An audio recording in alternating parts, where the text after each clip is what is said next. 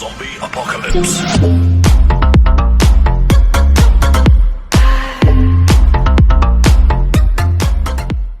زۆر باش ئەڵتەبێنی خۆشەویست لە ئیپسۆدی 6 واتە لە چیرۆکی 6 یان بلین بەشی شەشەمی چیرۆکەکە Adventures in Japan واتە ئەو سەرکێشیانی کەوا لە یابان ڕوویاندا لەگەڵ مامن بۆ خوێندنەوەی چیرۆکەکە دەست پێکا بە Passepartout arrived in Yokohama on the Carnatic on 13th November with no money with only the clothes that he was wearing.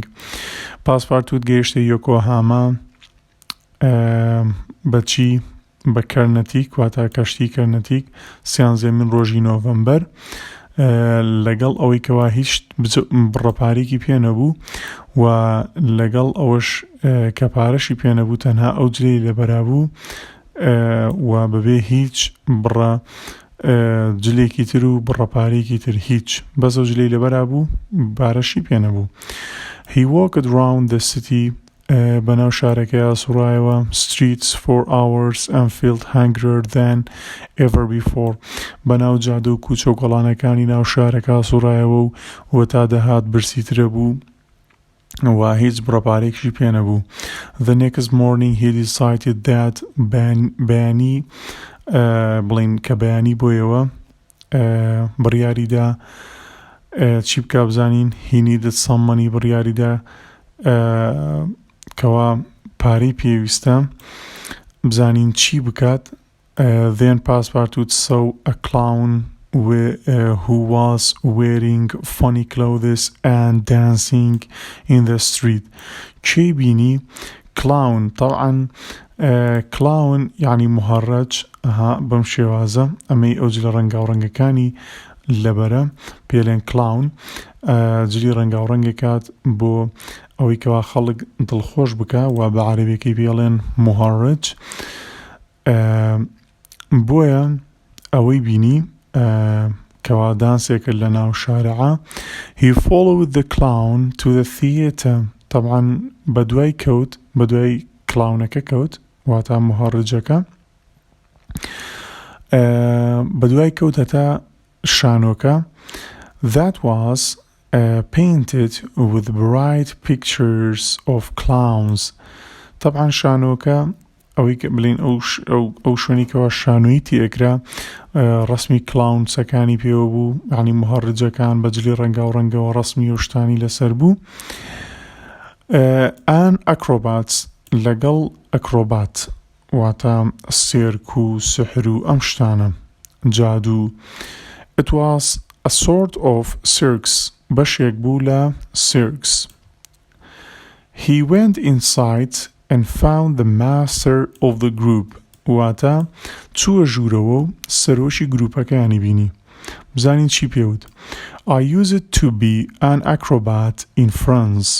من ئەکرۆباتمە کرد واتە جادو بڵین فێڵی دەست و هەڵبەزینەوە و یاری حەبل و ئەم شتانەمە پێڵێن ئەکرۆبات. ئەلێ لە فەڕەنسا من ئەم شتانەمە کرد. And I would like to work in your circus و ئەمێ بەشداری بکەم لە سێرکەکەی ئێوە. Said Passepartout طبعا Passepartout وایوت. Are you strong? Asked the circus master. سەرۆکی گروپەکەیان پێوت چیوتی تۆ بەهێزی؟ He was not as strong as he used to be. ئەو زۆر بەهێز نەبوو پێشووتر. But the Frenchman still answered proudly, Yes, I am strong than anyone I know. بەڵێ من زۆر بەهێزم. زۆر بە ورێکی بەرزەوە وایوت پێیوتی من زۆر بەهێزم. بەڵێ زۆر باشە. يعني the master needed a new acrobat. طبعا سەرۆکی گروپەکەش ئەکرۆباتێک یان بڵین تەڵەکە باز و کەسێکی تازەی ئەویست بۆ سێرکەکەی for his circus that same afternoon. يعني بۆ دوانی مەڕۆکەی کەسێکی تازەی ئەویست. and he gave Passepartout some colorful old-fashioned clothes to wear. هەندێک جلی پێیدا، جلی ڕەنگا و ڕەنگ و ئەم شتانە، بەڵام کۆن بوون جلەکان، تازە نەبوون. old-fashioned واتە کۆن بوون، تازە نەبوون. پێی داوتی کاکە تۆ ئەمە لەبەرکە.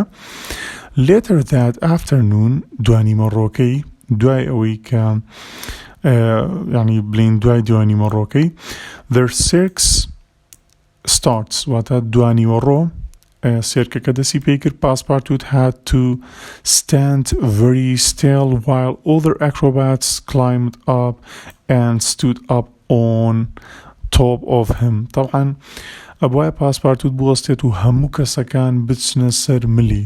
ئەمە جۆرێکە لە سرکس کەوا بەهێزی کەسەکە پیشانەدا وەستنە سەر ملی و لەوانەشەوە بۆ حەبل حەبلێنە و بۆ شێوازەوە و خۆتان بینیتانە لەوانێ لە تەلەڤیزیۆن. بزانین کە ئەوان هەمووی چوونە سەر ملی چی ڕوویدا. At the moment لەو کاتەیە Passepartout suddenly noticed fleece folk and Auda at the back of the theatre. Passepartout لە ناکاو بۆی دەرکەوتکەوە فلیس فۆگ و ئاودا لە پشتەوەن لە شانۆکە. He was so surprised and happy to see Fogg again that he moved and the acrobats came falling down. کاتێکە فلیس فۆگ و ئاودای بینی لە بەشی پشتەوەی لای سێرکەکە لە ئەکرۆباتەکە کە ئەنجامیانەدا زۆر زۆر بەلایەوە سپرایز و اینجا کە سپرایز و دڵی خۆش بوو نەیزانیوە هەموو کەسە لەسەر ملی و لەسەر شانی ڕاوەستاون جوولان دیانی و هەموویانی کەواند وەک لە وێنەکەشا دیارە هەموویان کەوتونە. باشە چکە ئەم سپرایز بوو پێی کە فلیس فۆگ و ئاودای بینیوە. باشە. The people in the circus were very angry with Passepartout. طبعا ئەو کەسانی کەوا لەسەر شانی بوونە کەوتونە زۆر پێیان ناخۆش و زۆر تووڕە بوون لە Passepartout. Mr. Fogg offered the circus master some money and then Passepartout left the theatre with Mr. Fogg and Auda. طبعا بۆی کادڵی ڕازیکەن مستەر فۆگ سەرۆکی پاسپارتوت بەڕێوەرەکەی بڵین سەرگەورەکەی چوو هەندێ پارەیدا بە ماستەری ئەو سێرکسەواتە بەڕێوەبەری گشتی ئەو سێرکە وتی کاگەها ئەوەندە پارەیە لە بریە شتانی کەوا پاسپارتوت ئەنجامی داوە و هەرسێکیانش یعنی مستەر فۆگ و ئاودا و پاسپارتوت شانۆێرەکەیان بەجێهێشت. But you were not on the Carnatic. How did you get to Japan? Passepartout asked Mr. Fogg as they were leaving. ئەلێ تۆ لە کەرنەتیک نەبووی لە کەشتێکە و چۆن گەیشتیتە یابان؟ پاسپارتوت یعنی پرسیاری کرد. باشە بزانین مستەر فۆگ چی جواب بداتەوە؟ We arrived at the port in Hong Kong too late to catch the Carnatic. So Auda, Mr. Fix and I took a small boat to Shanghai, answered Fogg. ئەڵێ ئێمە گەیشتینە پۆرتەکە لە هۆنگ کۆنگ. طبعا پۆرتەکە چییە؟ پۆرتەکەوەی کەوا کەشتەکان لەویانەدا ئەندرێن بۆ ئەوەی خەڵکی لەویانەوە بتوانێت سواری بەلەمەکان ببێت. ئەوە پێڵێن پۆرت. بۆیە ئەلێ ئێمە یعنی زۆر درەنگەیشینە ئەو پۆرتە ئەو شوێنە بۆی کەوا سوار کەشتەکان بین. چووە تۆ لەوانەوە سوارەبی نزیک دەریایە شوێنەکە پێڵەن پۆرت تر کەشتی و شتەکان لی کۆبنەوە خەڵکەکە لی دانیشتونە و لە فلیمەکانشا بینیمانە. زۆر درەنگەیشتین بۆ ئەوەی کەوا کەرنەتیک بگرن. اینجاکە مستەر فیکس و مستەر فۆگ و ئاودا چیان کرد؟ took a small boat to Shanghai.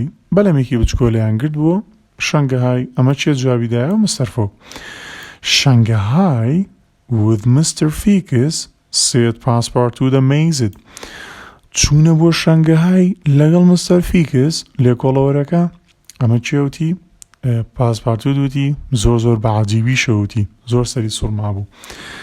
Yes, the ship to San Francisco starts there. ئەو کەشتیکەوە ئەچوو بۆ سان فرانسیسکۆ لەویانەوە ئەڕۆیشت. And we cut it. ئەلێ ئێمە گرتمان and arrived here this morning. وەگەیشتینە ئێرە ئەم بەیانیە. It doesn't leave for America. يعني نأتشو بو أمريكا until this evening هتا أم إيواريش.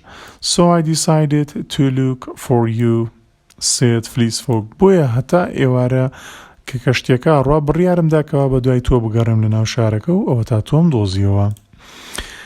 لا باشي دوام للاباري 65 دست بيكا بچي.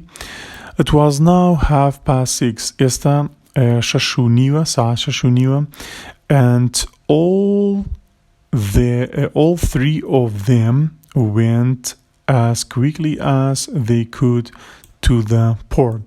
هەر سێکیان زۆ بەخێرایی ڕۆیشتن بۆ لای پۆرتەکە وتمان پۆرتەکەەوە شوێنێکەوە کەشتەکانی لێکۆ بێتەوە خەڵکەکە لەویانەوە سوارە بن قادڕمۆشتی بۆ دانراوە چاوشتی لێ خۆی پێشەوەیکەوە سوار کەشتێکە بی دوکان وشتی لێە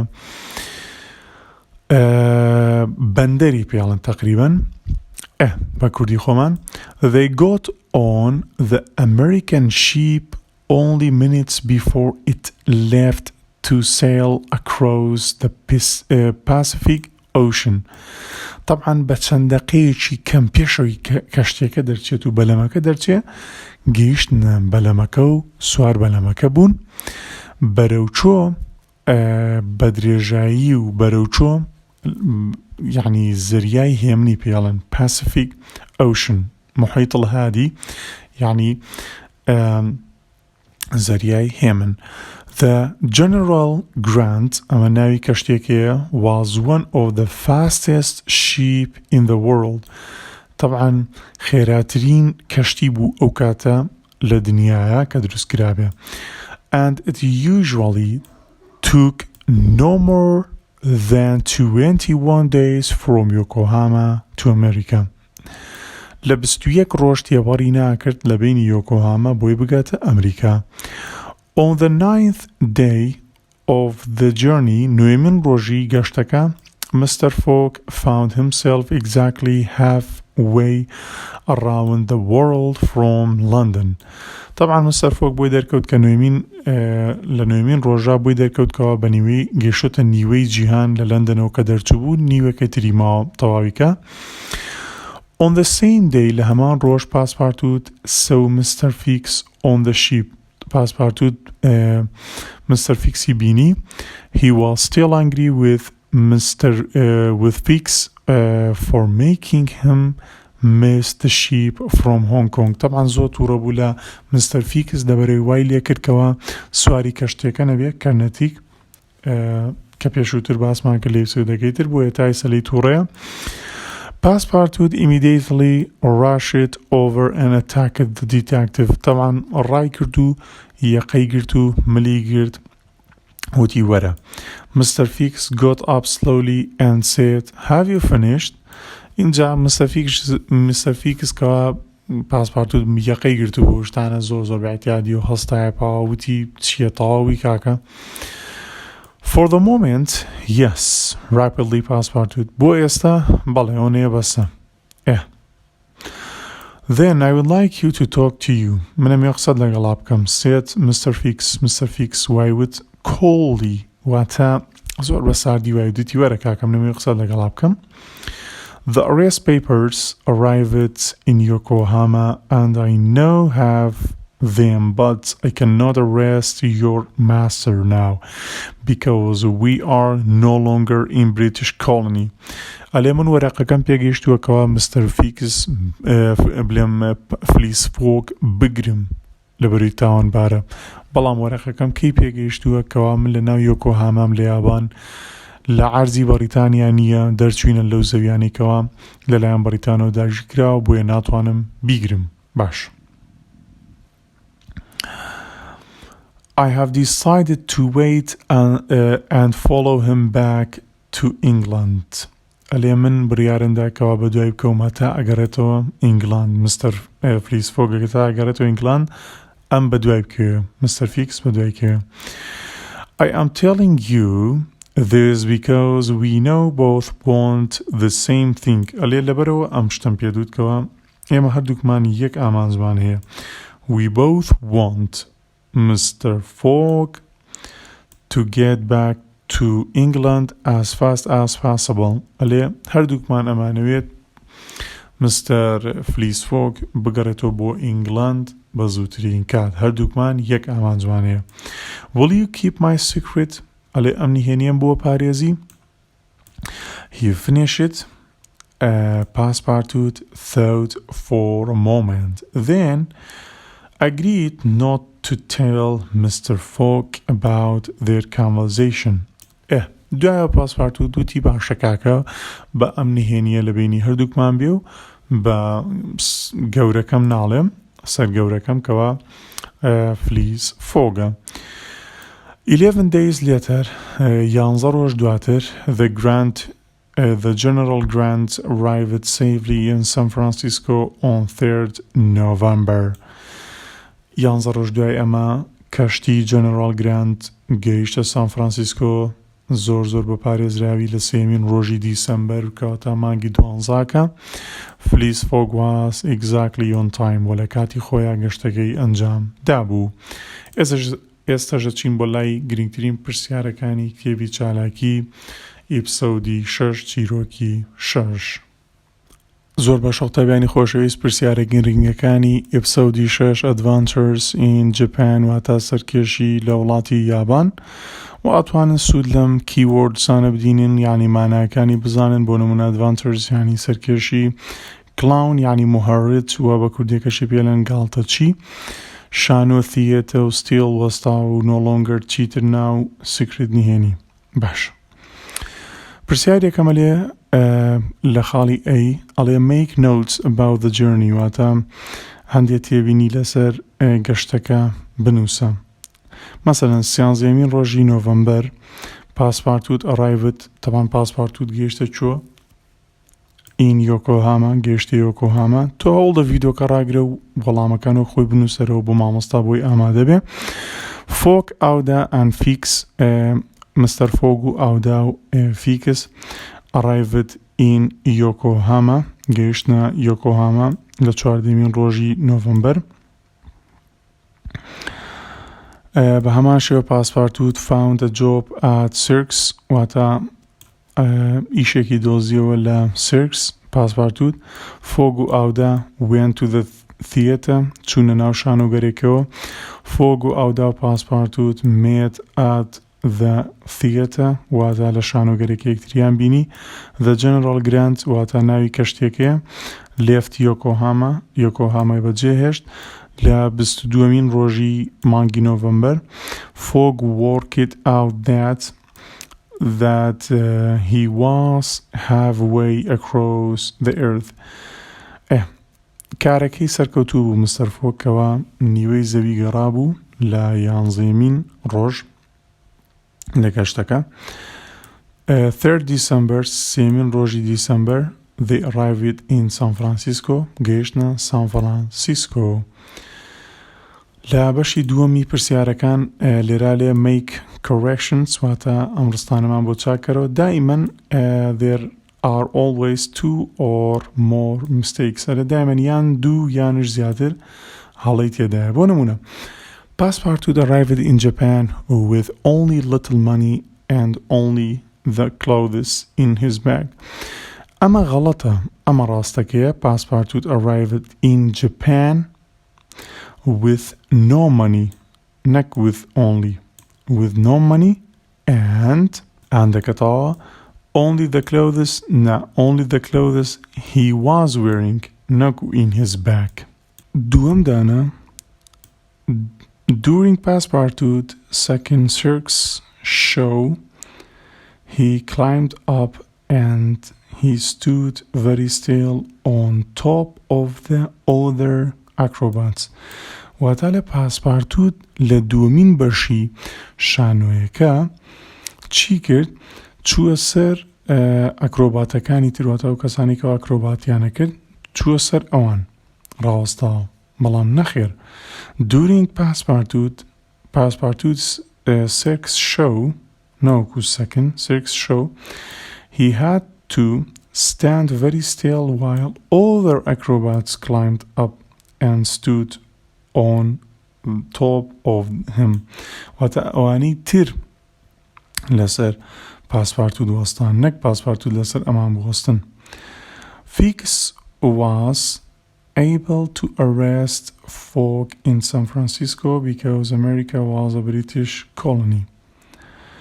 Fix wasn't able to arrest folk in San Francisco because America wasn't a British colony.